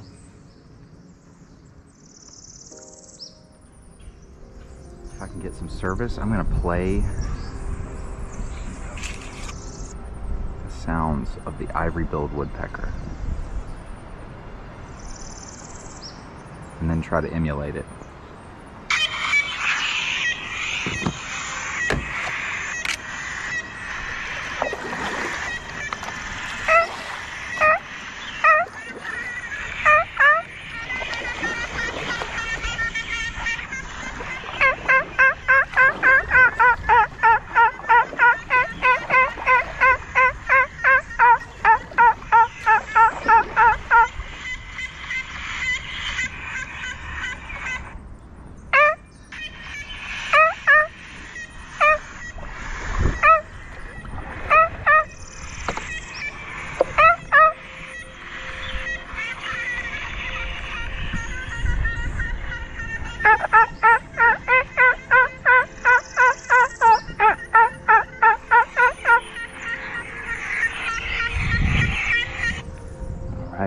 So that is what the ivory-billed woodpecker sounds like.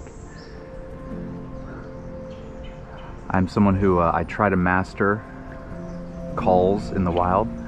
I can do a pretty good barred owl, but the ivory-billed woodpecker, that is a new call that I'd like to add to my repertoire. So let's try that.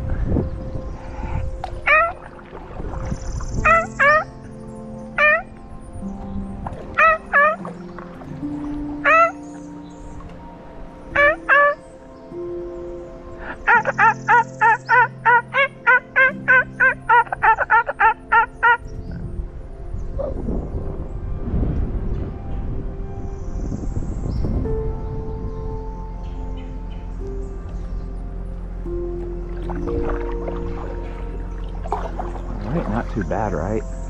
Pretty good. I'll try to keep quiet from here on out. I'll probably do the calls every now and then. But really, I'll just be on the lookout for any large birds, any large woodpeckers. Try to get my lens on them and see what they are. These birds were last sighted by ornithologists in the swamps of Arkansas in 2004 through 2007. But credible footage hasn't been recorded since the 1930s and 40s. Since being declared officially extinct in 2021, funding for research and studies into these ivory bills has dried up, causing outcry from ornithologists and conservationists alike. When we give up the search for an elusive and extremely rare species, we're giving up one reason to conserve our sacred and wild places. So I seek to join my calls into this search, in the slim hopes of rediscovery that could push further conservation efforts. If there's one thing that this Black River paddle can teach us, it's to never give up hope in discovery, in the possibility of the unknown around each bend. We have lost so many of our great species, so many great trees, but within this river we can turn back time. We can revisit our ancient lizards and great trees, connecting ourselves to a time and place almost forgotten that reminds us why more conservation is such a great need. You know, one other thing, I kind of talk about this in my series. When I was a little boy, I always heard like the legends of the Black Panthers, and I'm trying. Do y'all know anything about? I have a great story for you. Yeah, perfect. You're the right guy. Like I said, I work at Wing Y'all Generating Station, right up here in Maryville. We have just like this all through there. Well, some days we'll have to ride around the dike and check the pumps and stuff like that. Well, one day me and 4 of my friends, we were all working together. We were on a little buggy, like a little side-by-side. And it's the first one I've ever seen. My mom has told me about them from her being a kid out here. But it walked out, and they say the tail, if you see it, the tail is exactly as long as the body. That's the thing. Okay? Yep. And we're coming up, and I mean, we're a good ways. We're probably 300 foot off away from it, but it's standing right there just at the edge of the creek drinking, and it turns and picks its head up at us, and its tail is just back there dancing, just doing like this, and it turns and looks at us, and I mean, it just slowly just walks off, steps off, and it's gone. Oh, they are real.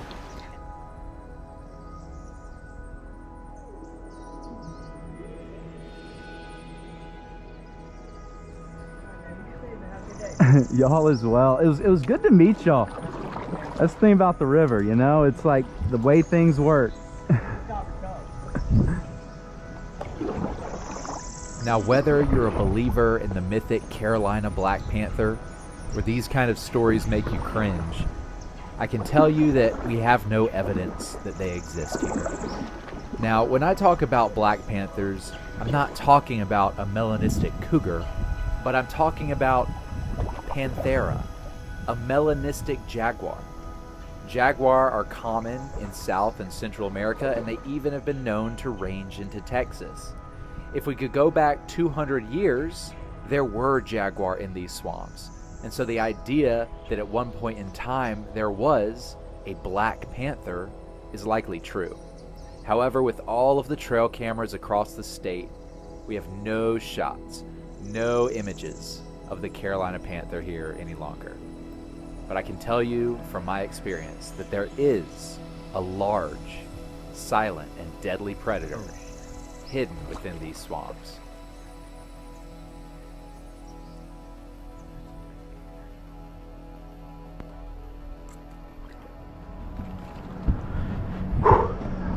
Let's go see this gator.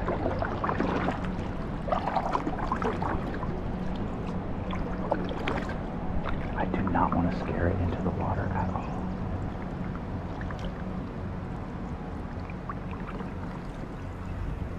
And now when I paddled up earlier, this guy actually shot out after me and was following me. He gave me kind of a spook.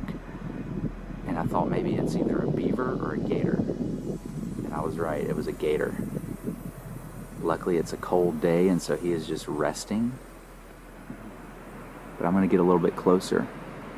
Try to get a better shot of him. But if he moves, I'm gonna be paddling like crazy, so. Oh shit. I don't wanna be making noise. I don't wanna be doing anything that would spook this gator. I want to have my axe ready, like that's gonna do any good. Let's see how close we can get.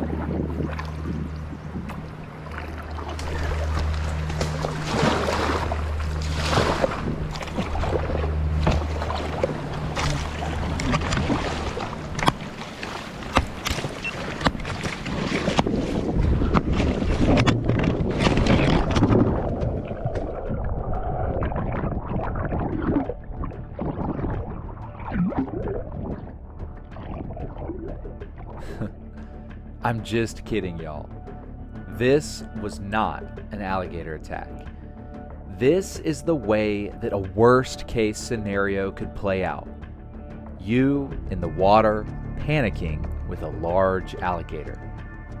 If indeed you are the subject of an alligator attack, as I have been many times throughout my life, you want to either get away as quickly as you can, or you want to scare the alligator away. First off, this alligator was launching itself into the water out of fear. It sought to get away from me. Typically, when around large alligators, you want to give them some space, and they will leave you be. I've had my kayak bumped up out of the water after paddling over a sleeping gator in the middle of the night. I've had one launch out at me at our pond as a boy, only to have it scared off by our loyal lab. I've seen a 12-foot monster slowly slide into the water 10 feet in front of me in a tiny rice canal with no way to turn around. And I've had a massive 14-foot ancient rise up on Wombaugh and follow me for over 100 feet. 99% of the time, even the biggest of these apex predators want nothing to do with you. But I have seen them reassess the situation once in the water, and I've seen how they can launch themselves feet out of the water to snap down their prey. If you find yourself spooking a large alligator into the water, find the quickest and calmest way out of the situation. But if you feel that that alligator is going to reassess and look at you as prey, then you need to find a way to scare that alligator away. In my attempt to turn around in this small creek, I thumped into the bank. I was sitting on the tail of my kayak, in my stupid style, with the camera sitting in my seat. I decided to use this technique, the paddle slap, a beaver clap, which delivers a loud percussive force that the alligators are sensitive to. Slap your paddle down parallel to the water as hard as you can to create an ear-hammering clap. This will drive even the boldest alligators away, so you can paddle free. Let me be clear though, that in most situations, and with the more common smaller alligators, absolutely no worry is necessary. Just don't get crazy and try to get so close to them as me. They'd rather we just leave them be.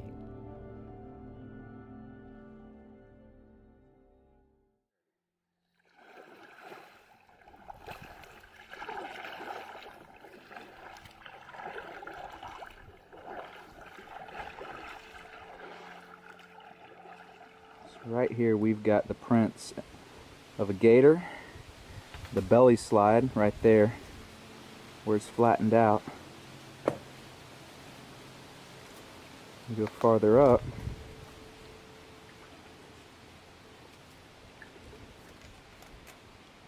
There's the tail slide right there. And so there is a gator somewhere in this hole. Really? You see him? I don't see him, but I know he's in there. That's his belly slide right there. You can see where his tail's been Go dragging. up in there and see if he's awake. He's up in The story of Kelly is supposedly, now I've heard multiple stories. Kelly was being chased. Now, he was either being chased by the British, or he was being chased by the Yankees during the war between the states, or else he was simply a convict who was being chased by law enforcement. Well, it seems that Kelly found this cave to get away. And so supposedly he went into this cave, crawled through it. None of the people chasing him would go in after him, and he came out the other side and got away.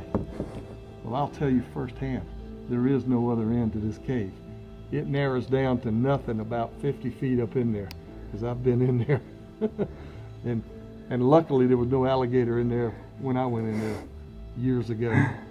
But this is what I remember as being one of 3 openings to Kelly's Cave on this limestone.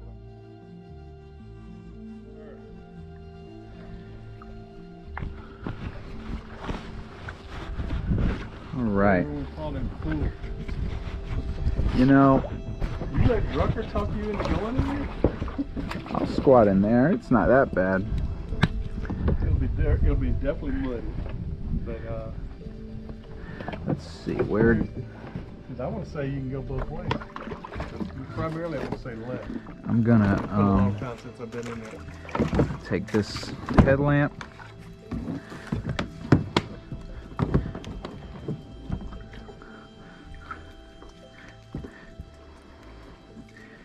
All right, so years ago, Dr. Drucker went up in there about 50 feet. I'm gonna go up in there maybe 8 feet or less. But there Go are for it. very obviously tracks of some sort of critter. Y'all see those? We have not been in there. Those might be otter, raccoon. They're 3-toed actually. That's weird. I don't see a belly track, so I don't think this is an alligator den. Look at that, y'all.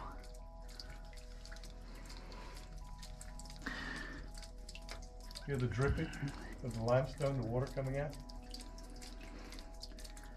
All right. Gonna do a crab walk. Oh, it goes up multiple ways. Yeah. Man, this flashlight must be out of batteries. I'm gonna use the phone. I wonder what these tracks are.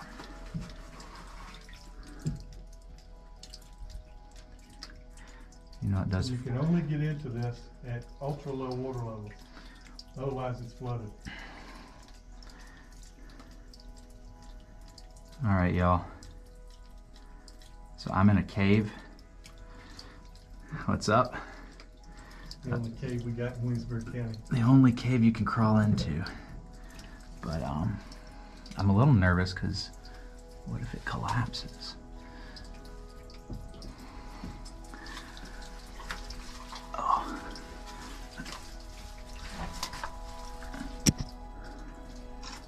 I can see something way in there.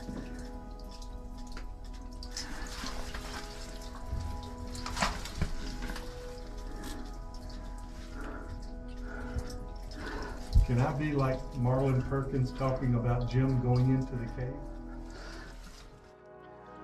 I swear. This Black River.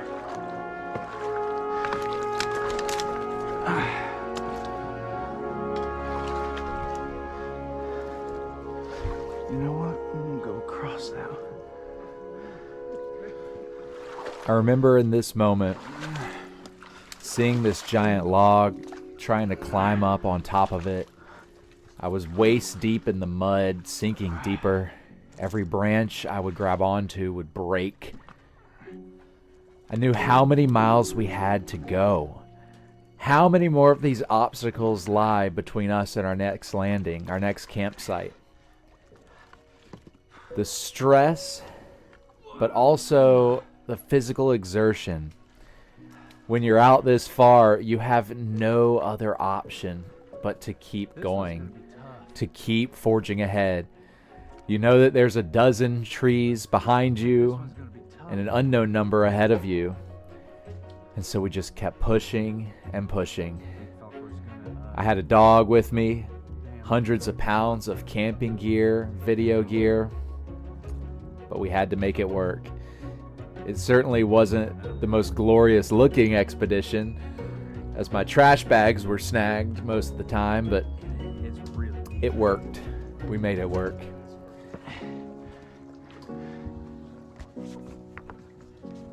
I'm gonna lower it down, and then I'll help you all. There is something revealed in the human spirit when you accomplish a feat, something that's difficult. When you place yourself upon a path, a journey, a paddle, with a destination that you must reach. Working these kayaks over so many fallen trees was so physically exhausting, but it was mentally exhilarating. When you push yourself through struggle, hardship, what you find on the other side of that log is something so much greater. Every mile down this river towards our goal was a mile of learning and growth. But my thought is that generationally, we get school classes, summer camps of kids coming out here of all ethnicities together, right? And we talk to them about the messages and what we're trying to do in protecting this place. 20 years from now, we might not see litter because we might have a population that respects it. It's a nice thought, and I feel like it's very far-fetched, right? But I feel like that's kind of the only hope we have. Like David Attenborough, he put out a documentary last year, and he talks about his lifetime and all the damage that's been done throughout his lifetime. And that incredible to listen to that man talk. Yes. But that documentary is so, just when he puts those numbers up, right, between each segment, it's so disheartening, and I want to do a similar thing. I want to do a similar production here in Georgetown County, talk about the acreage we've lost within my lifetime, which is not that long, but the acreage the acreage we've developed, get all these stats and talk about it in a way to let people understand that we do need to be a little more careful in how we manage it.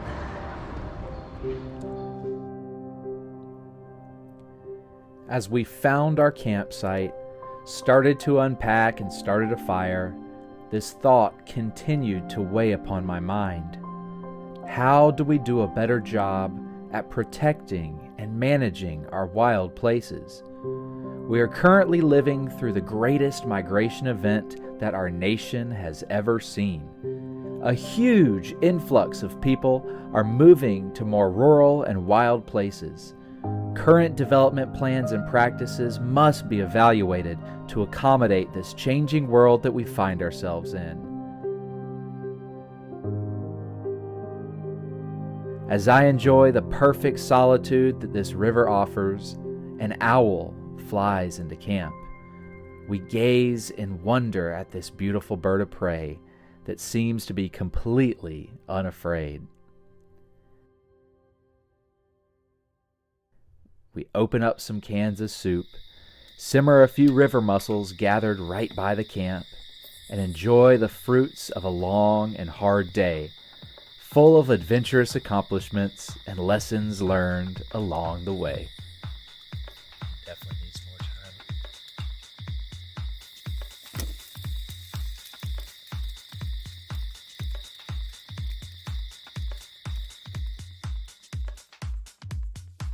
Oh yeah, it's gonna look good.